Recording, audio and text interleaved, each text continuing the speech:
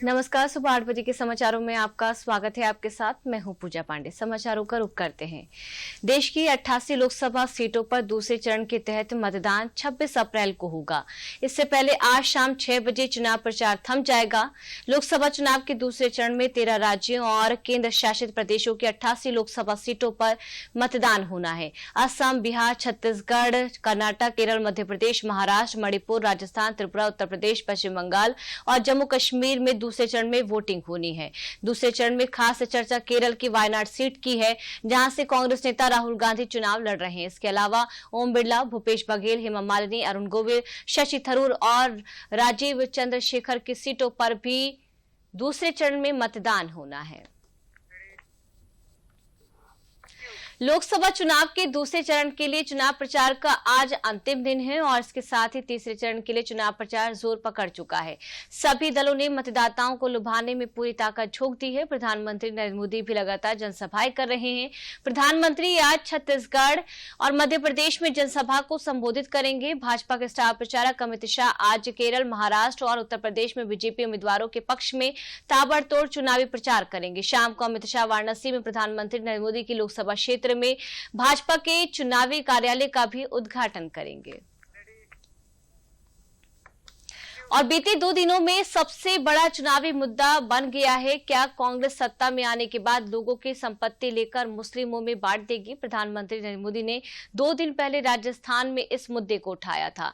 उसके बाद से पूरा माहौल इसे मुद्दे के इर्द गिर्द सिमटता दिखाई पड़ रहा है। जहां बीजेपी कांग्रेस के घोषणा पत्र का हवाला देकर कांग्रेस नेताओं के बयान के आधार पर कांग्रेस को घेर रही है, तो वहीं कांग्रेस सफाई दे रही है और उसका ऐसा कोई इरादा नहीं है और उसकी घोषणा पत्र में भी ऐसी कोई बात नहीं लिखी है। लेकिन प्रधानमंत्री नरेंद्र मोदी के साथ साथ तमाम बड़े भाजपा के नेताओं ने इस मुद्दे को चुनावी रैलियों में जमकर उठाया है। दूसरे चरण के मतदान से पहले कांग्रेस की ओर से संपत्ति सर्वेक्षण के वादे का मामला सियासी तौर पर तूल पकड़ गया। प्रधानमंत्री नरेंद्र मोदी और बीजेपी इस मामले को लेकर कांग्रेस पर हमलावर हैं। रविवार को प्रधानमंत्री नरेंद्र मोदी ने राजस्थान के बांसवाड़ा में इस मुद्दे को पहली बार उठाया।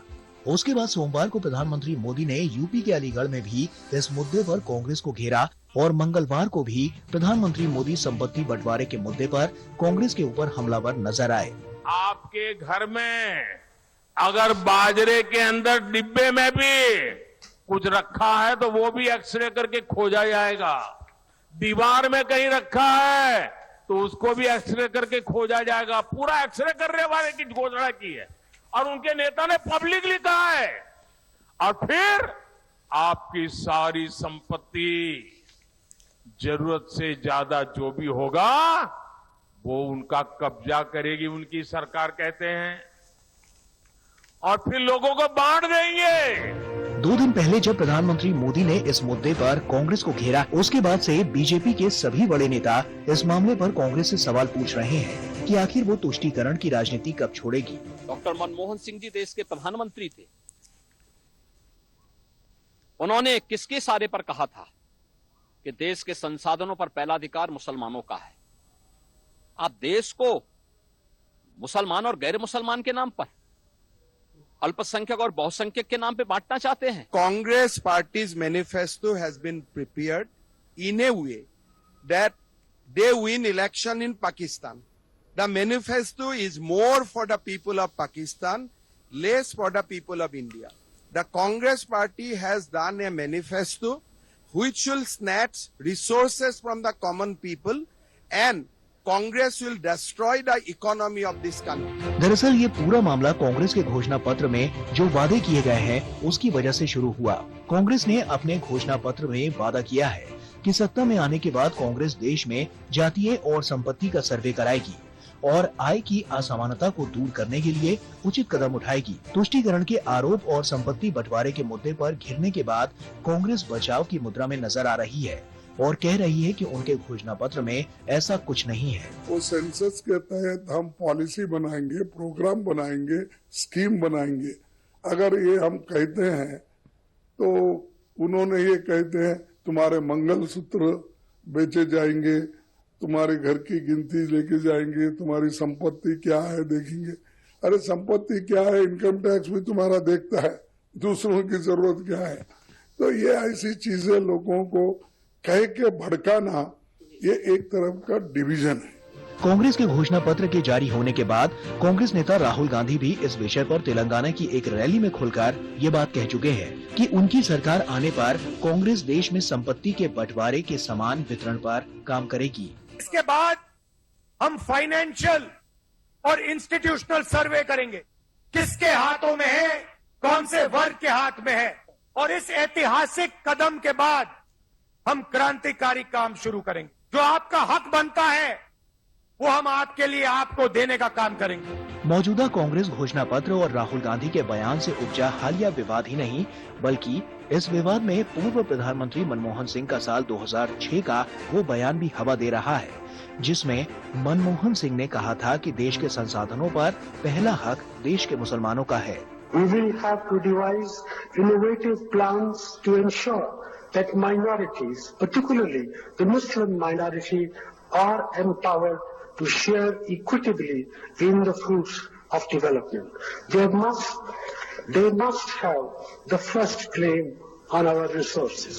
कांग्रेस पर दशकों से मुस्लिम तुष्टीकरण का आरोप लगता रहा है, चाहे विभिन्न राज्य में मुस्लिम आरक्षण के मुद्दे का विषय हो या फिर नीतियों के माध्यम से मुस्लिम अल्पसंख्यकों को रिझाने की बात। भाजपा हमेशा कांग्रेस को मुस्लिमों के तुष्टीकरण के मुद्दे पर घेरती रही है और हालिया विवाद भी 2024 के लोकसभा चुनाव में बड़ी भूमिका निभा सकता है।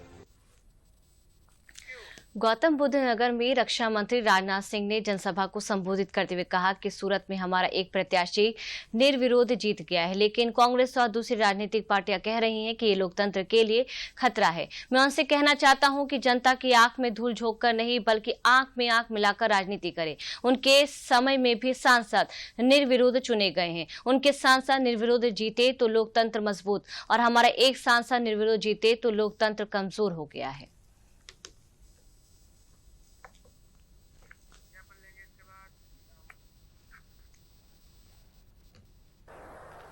अब एक बात शुरू कर दिया। बहनों भाइयों, आपको अखबारों के माध्यम से जानकारी मिली होगी कि गुजरात में, सूरत में हमारा एक कैंडिडेट निर्विरोध जीत गया। भारतीय जनता पार्टी के जीतने का सिलसिला प्रारंभ हो गया और कांग्रेस के लोग और दूसरी राजनीतिक पार्टियां कह रही हैं यह लोकतंत्र के लिए खतरा है। मैं यह पूछना चाहता हूं, कांग्रेस के दोस्तों को कहना चाहता हूं, विरोध पक्ष के लोगों को कहना चाहता हूं, जनता की आंखों में धूल झोंक कर राजनीति मत करो, जनता की आंखों में आंख मिलाकर राजनीति करो। हिम्मत है तो आपकी भी हुकूमत थी, कई बार सांसद निर्विरोध चुने गए। आपके सांसद यदि निर्विरोध जीत जाएं तो लोकतंत्र मजबूत हो गया, और हमारा एक सांसद निर्विरोध जीत गया तो लोकतंत्र कमजोर हो गया। वक्त हो चला एक छोटे से ब्रेक का। ब्रेक के उस पार कुछ और समाचारों का रुख करेंगे। लाखों की संख्या में श्रद्धालु पहुंचे अयोध्या। बरसों की प्रतीक्षा के बाद हमारे अयोध्या का गौरव लौटा है। नहीं तो पहले टेंट, टूटे घाट, गंदगी, कोई फैसिलिटी नहीं। और अब काशी देखो, केदारनाथ देखो, उज्जैन देखो, सोमनाथ देखो, सब भव्य दिव्य। और मोदी जी कहते हैं ये तो बस ट्रेलर है, आस्था का परचम लहराता रहे। ये है मोदी की गारंटी, इसलिए हमारा पहला वोट मोदी को। ये है हमारी भी गारंटी। कमल का बटन दबाएं, भाजपा को जिताएं। ब्रेक के बाद एक बार फिर आप सभी का स्वागत है। समाचारों का रुख करते हैं। बागपत में रालोद भाजपा गठबंधन प्रत्याशी डॉक्टर राजकुमार सांगवान के समर्थन में चुनाव प्रचार करने पहुंचे मुख्यमंत्री योगी आदित्यनाथ ने कांग्रेस व सपा पर जमकर निशाना साधा। विजय संकल्प रैली को संबोधित करते हुए उन्होंने कहा कि कांग्रेस के घोषणा पत्र में दो बातें साफ नजर आती हैं, एक तो देश के संविधान को खतरा पैदा करने और तालिबानी शासन को लागू करने वाली, और दूसरा एक झटके में गरीबी मिटाने वाली। 6 दशक देश को लूटने वाले अब बहन, बेटी और माताओं के गहने हड़प कर उनकी बंदरबाट करना चाहते। मुख्यमंत्री योगी आदित्यनाथ ने कहा कि सपा और कांग्रेस का पुराना इतिहास है कि दोनों अपने लिए जीते हैं। उन्होंने कहा कि वोट गलत जगह जाएगा तो आतंकवाद और माफिया राज का पुराना दौर लेकर आ जाएगा। कांग्रेस के घोषणा पत्र को आप देखते हैं, दो बातें उन घोषणा पत्र में नजर आती हैं। एक, कांग्रेस कहती है कि हम व्यक्तिगत कानून को लागू करके शरिया कानून को लागू करवा देंगे। इसका मतलब बाबा साहब भीमराव अम्बेडकर के द्वारा बनाए गए संविधान के लिए ये लोग खतरा पैदा करना चाहते हैं, यानी देश के संविधान को खतरे में डालना चाहते हैं, तालिबानी शासन लागू करना चाहते हैं। और दूसरी तरफ क्या कहते हैं, कांग्रेस का घोषणा पत्र कहता है हम एक झटके में गरीबी मिटा देंगे। और गरीबी कैसे मिटाएंगे, यानी आपकी संपत्ति को हड़प करके बेटी और माताओं के, बहनों के जो उनके गहने होंगे उनको ये लोग जब्त करवाने की साजिश रच रहे हैं। यानी देश को तो इन्होंने 60 दशक 6 दशक तक लूटा और अब कह रहे हैं कि हर संपत्ति पर ये लोग डकैती डाल करके उसको जबरदस्ती अपने कब्जे में ले लेंगे और फिर उसका बकरबान करेंगे। क्या आप स्वीकार करेंगे कांग्रेस की दूसरी चेष्टा को? वोट गलत जगह जाएगा, आतंकवाद का पुराना दौर लेके आ जाएगा। वोट गलत जगह जाएगा तो माफिया राज और आतंकवाद फिर से लेके आ जाएगा। वोट गलत जगह जाएगा, किसानों और गरीबों के हकों पर फिर डकैती पड़ेगी। वोट गलत जगह जाएगा तो बेटी और व्यापारी फिर असुरक्षित होगा। लेकिन वोट आपने भारतीय जनता पार्टी और सहयोगी दलों को दिया तो यह आतंकवाद को तो सीमा पार ही निपटा देगा और माफिया और अपराधियों को उसकी माद में घुस करके भी राम नाम सत्य की यात्रा में भेजने का काम ही करेगा। अयोध्या में भगवान श्री राम को 500 वर्ष बाद अपने भव्य मंदिर में विराजमान कराने में अग्रणी भूमिका निभाने वाले गोरक्षपीठाधीश्वर व मुख्यमंत्री योगी आदित्यनाथ मंगलवार को मेरठ पहुंचे। उन्होंने यहां अपील की कि मेरठ वाले श्री राम को सदन में पहुंचा दें। मेरठ में भारतीय जनता पार्टी के प्रत्याशी अरुण गोविल के पक्ष में मंगलवार को योगी आदित्यनाथ ने रोड शो निकाला। योगी आदित्यनाथ को देश देख सभी ने जय श्री राम के नारे भी लगाए।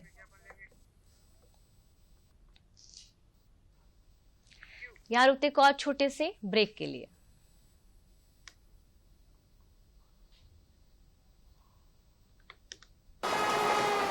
वेट हाँ ले फोटो, अपनी ही है, अपने ने ही बनाई और अपने ही वोटों से बनी है वंदे भारत। हाँ यार, किसने सोचा था हमारी ट्रेनों में रिवॉल्विंग सीट्स, विस्टा डोम्स होंगे, एयरपोर्ट जैसे escalators, lounges, food court railway station पर होंगे, शहर शहर मेट्रो और अब तो बुलेट ट्रेन भी आ रही है। और फिर भी पता है मोदी जी क्या कहते हैं कि ये तो बस ट्रेलर है। लाइफ इजी बना दी मोदी जी ने और अब हम उनकी जीत इजी बनाएंगे। वर्ल्ड क्लास फैसिलिटीज की गारंटी मोदी की, मोदी जी को वोट देने की गारंटी हमारी। कमल का बटन दबाएं, भाजपा को जिताएं। ब्रेक के बाद एक बार फिर आप सभी का स्वागत है। समाचारों का रुख करते हैं। 18वीं लोकसभा के लिए चुनाव प्रचार करने बसपा सुप्रीमो मायावती अलीगढ़ के माहेश्वर इंटर कॉलेज मैदान में पहुंची।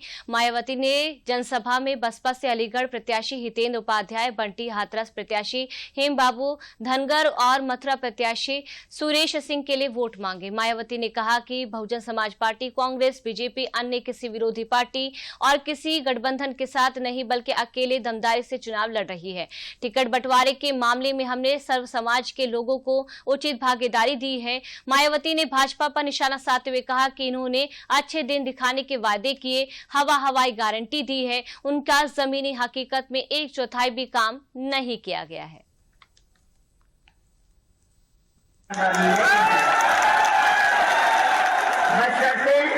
यदि ये चुनाव इस बार फ्री एंड फेयर होता है तथा आम चर्चा के मुताबिक वोटिंग मशीनों में भी कोई गड़बड़ी आदि नहीं की जाती है और वैसे भी इस बार चुनाव में इनकी कोई भी पुरानी एवं नहीं चल रही नाटकबाजी, जुमलेबाजी या गारंटी आदि सामने आने वाली नहीं है, क्योंकि अब देश की जनता काफी हद तक इस बात को समझ चुकी है कि इनकी पार्टी ने अब तक देश के विशेषकर गरीबों, कमजोर तबकों, मध्यम वर्गीय एवं अन्य मेहनतकश लोगों को जो इन्हें अच्छे दिन दिखाने के असंख्य प्रलोभन भरे बड़े वायदे किए हैं तथा अनेकों हवा हवाई में कार्ड की गारंटी भी दी है, तो उनका जमीनी हकीकत में अभी तक इन्होंने लगभग 1/4 हिस्सा भी कार्य पूरा नहीं किया है। आम आदमी पार्टी के वरिष्ठ नेता और उत्तर प्रदेश प्रभारी व राज्यसभा सांसद संजय सिंह ने देर शाम अमरोहा के टाउन हॉल मैदान में कांग्रेस सपा गठबंधन प्रत्याशी कुंवर दानिश अली के समर्थन में चुनावी जनसभा को संबोधित किया। इस मौके पर उन्होंने कहा कि भाजपा देश का संविधान बदलना चाहती है। ऐसे में चुनाव आम चुनाव नहीं बल्कि देश और लोकतंत्र दोनों को बचाने का चुनाव है। उन्होंने कहा कि देश की जनता अब भाजपा के झूठे वादों के झांसे में नहीं आने वाली है। उन्होंने अपील करते हुए कहा कि मतदान में बढ़ चढ़कर भाग लें और अपने मत का अवश्य प्रयोग करें। लोकतंत्र के इस महापर्व में अपना अमूल्य योगदान जरूर दें।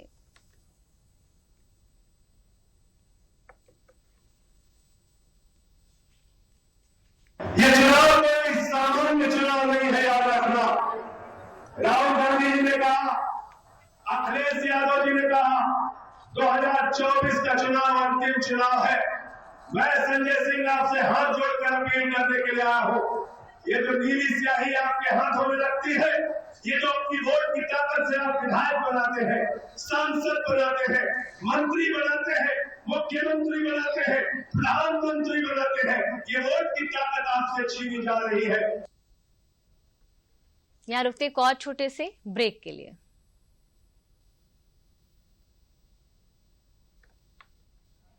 तब घर में अगर कोई बीमार पड़ जाए ना तो इलाज के लिए घर बिक जाता था, पीढ़ियां कर्ज में डूब जाती थी। और आज तो अस्पताल के खर्चे की फिक्र नहीं सताती। और याद है जब 60 साल में सिर्फ 7 एम्स बने थे, वहीं 10 साल में 16 नए बन गए। और फिर भी मोदी जी कहते हैं ये तो बस ट्रेलर है। करोड़ों लोगों को 5 लाख तक का मुफ्त इलाज मिला है। ये है मोदी की गारंटी। तो फिर हमने भी सोच लिया, फिर एक बार मोदी सरकार। और ये है हमारी भी गारंटी। कमल का बटन दबाएं, भाजपा को जिताएं। ब्रेक के बाद एक बार फिर आप सभी का स्वागत है। समाचारों का रुख करते हैं। फर्रुखाबाद पहुंचे उप मुख्यमंत्री केशव प्रसाद मौर्य ने भाजपा प्रत्याशी मुकेश राजपूत की नामांकन सभा को संबोधित करते हुए सपा, बसपा व कांग्रेस पर निशाना साधा। उन्होंने कहा कि ये पार्टियां गरीब की थाली छीनना चाहती हैं। आगे उन्होंने कहा कि प्रधानमंत्री के नेतृत्व में पूरी दुनिया में भारत का डंका बज रहा है। उप मुख्यमंत्री केशव प्रसाद मौर्य ने यह भी कहा कि यदि आप लोगों ने भाजपा को बहुमत ना दिया होता तो क्या अयोध्या में रामलला का मंदिर बन पाता।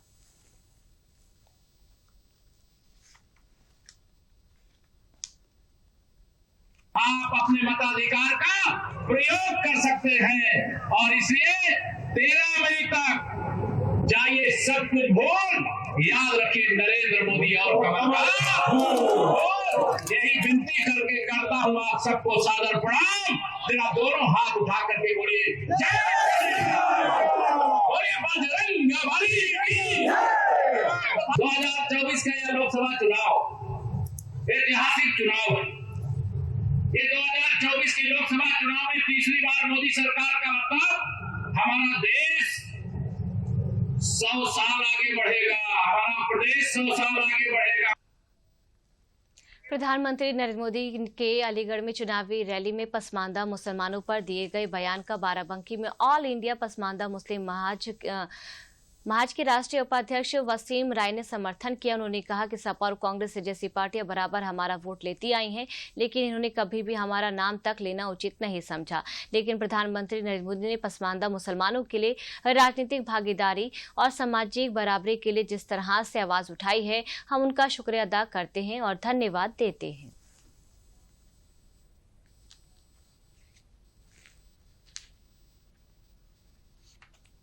देश के लोकप्रिय प्रधानमंत्री जिस तरह से पसमानदा मुसलमानों की आर्थिक, राजनीतिक हिस्सेदारी और शैक्षिक और सामाजिक बराबरी के लिए जिस तरह से उन्होंने आवाज़ उठाई है, उनका हम शुक्रिया अदा करते हैं और धन्यवाद देते हैं।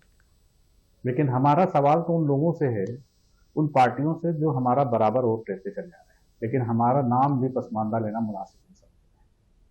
चाहे कांग्रेस पार्टी, उसने दलित से बदतर हालत में हमको पहुंचा दिया, हमारा नाम तक नहीं लेते हैं।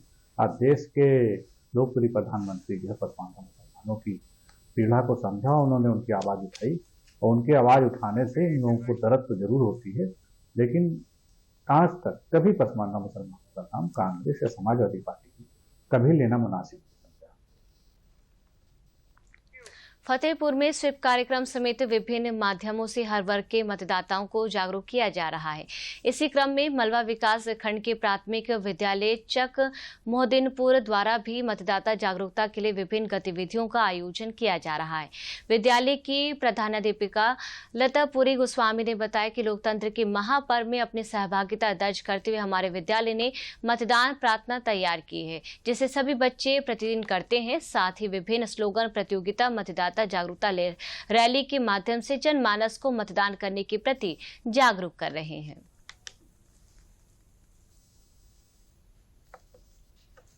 हम प्राथमिक विद्यालय चक मोहद्दीनपुर के शिक्षक और बच्चे हम लोग मिलकर इस स्वीप कार्यक्रम के अंतर्गत कार्य कर रहे हैं।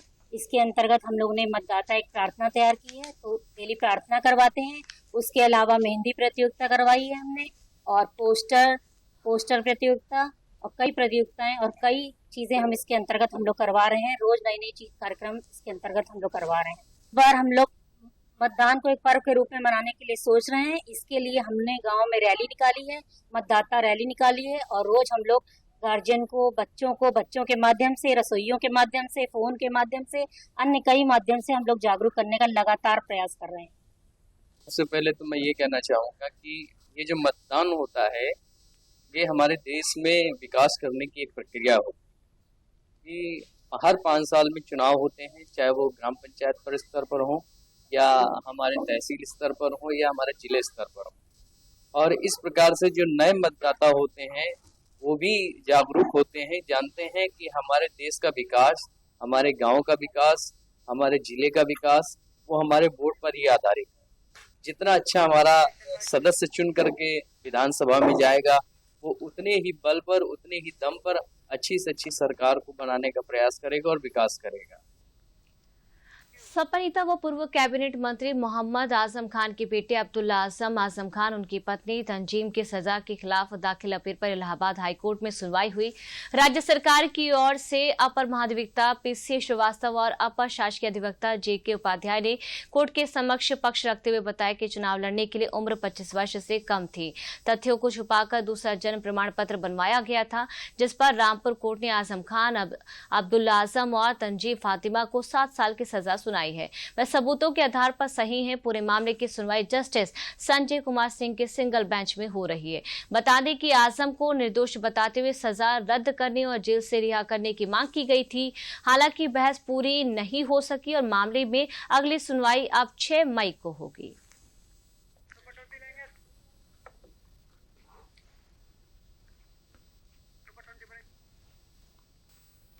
और अब रुक करते हैं आज की 20 बड़ी खबरों का।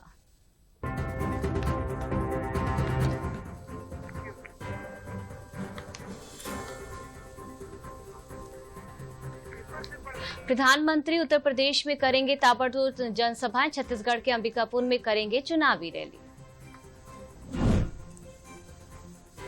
लोकसभा चुनाव के दूसरे चरण के लिए आज थम जाएगा चुनाव प्रचार का शोर। शुक्रवार को 13 राज्यों की 88 सीटों पर डाले जाने हैं वोट।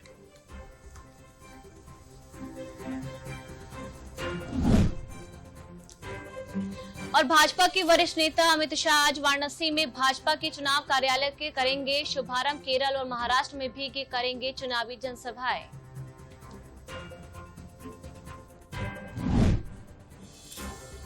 तीसरे चरण के लिए विपक्ष का भी धुआंधार प्रचार जारी। ओडिशा के मुख्यमंत्री राज्य के लोगों से मांगेंगे वोट।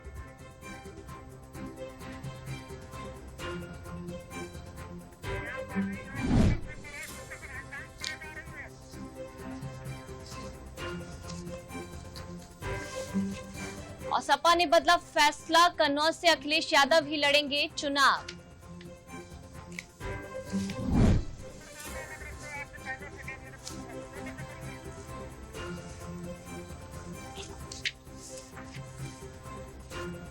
बाराबंकी में ऑल इंडिया पसमानदा मुस्लिम समाज के प्रदेश अध्यक्ष वसीम राय ने कहा, पीएम ने पसमानदा मुसलमानों की राजनीतिक भागीदारी के लिए उठाई आवाज। लोकसभा चुनाव 2024 के लिए दूसरे चरण का मतदान 26 अप्रैल को होने वाला है। भाजपा, सपा, कांग्रेस और बसपा के नेताओं ने वेस्ट यूपी में पूरी ताकत झोंक दी है। सीएम योगी ने अमरोहा में जनसभा की। अमरोहा में आम आदमी पार्टी के वरिष्ठ नेता संजय सिंह ने कांग्रेस सपा गठबंधन प्रत्याशी कुंवर दानिश अली के समर्थन में चुनावी जनसभा को किया संबोधित।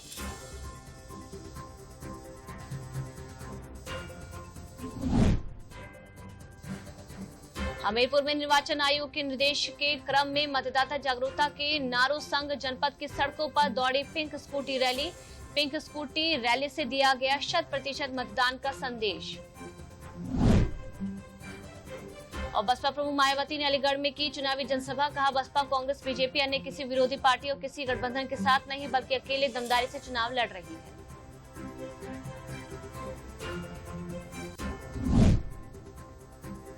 फर्रुखाबाद पहुंची भाजपा नेता केशव मौर्य ने भाजपा प्रत्याशी मुकेश राजपूत की नामांकन सभा को संबोधित करते हुए केशव प्रसाद मौर्य ने कहा कि प्रधानमंत्री के नेतृत्व में पूरी दुनिया में भारत का डंका बज रहा है। पूर्व कैबिनेट मंत्री मोहम्मद आजम खान, पत्नी तंजीम फातिमा व बेटे अब्दुल्ला आजम की आपराधिक पुनरीक्षण याचिका में दाखिल जमानत अर्जी पर फिलहाल कोई राहत नहीं मिली। हाईकोर्ट ने अर्जी की सुनवाई की अगली तिथि 6 मई नियत की है। यूपी पुलिस भर्ती पेपर लीक मामले में यूपी एसटीएफ ने एक और आरोपी को अरेस्ट किया है। एसटीएफ ने आरोपी को बागपत से पकड़ा है। आरोपी के पास से पुलिस भर्ती परीक्षा का पेपर, आंसर सीट, एक मोबाइल और एक आधार कार्ड बरामद हुआ। मुंबई हाईकोर्ट ने मंगलवार को आदेश दिया कि पब्लिक सेक्टर सरकारी बैंकों के पास कर्ज न चुकाने वालों के खिलाफ लुकआउट सर्कुलर जारी करने का कानूनी अधिकार नहीं है। पतंजलि के खिलाफ भ्रामक विज्ञापन की शिकायत करने वाली इंडियन मेडिकल एसोसिएशन को भी सुप्रीम कोर्ट ने घेर लिया। कहा, आईएमए को भी अपना घर दुरुस्त करने की जरूरत है।